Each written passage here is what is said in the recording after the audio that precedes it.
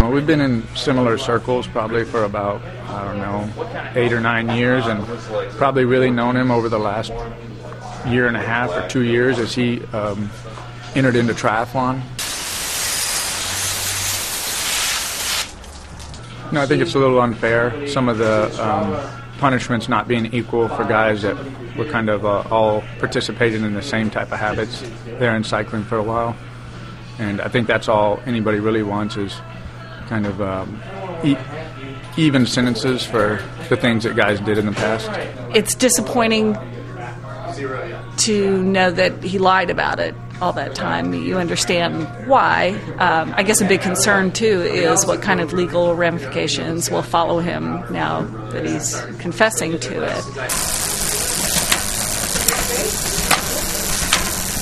I feel like we have forgiven so many things in our society, and for some reason this lightning rod with Lance Armstrong is that nobody's willing to get past it. And I watched something on the news this morning where they said he'll never recover, like all these experts. This is it.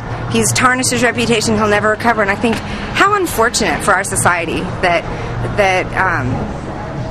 you don't let someone start over and go on to the next step. It's easy for a lot of, people from memes to judge somebody like Lance Armstrong, but guy comes from raised by a single mother. She was a sacker at a grocery store. It's been years that he did the Tour de France, and he's been tested over and over. It's why now? Is it revenge from cyclists that he kicked off of his team that he didn't pick to go to the Tour? What is it? Why? My question I would like to know is why now? In cycling, there was a time period where you really couldn't be there unless you were doing certain things to be there, and I don't think Lance created that. Did he thrive the best in that situation? Probably.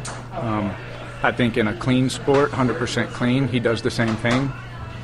In a sport that was kind of corrupt for the years it was, he played by the rules that were in place, and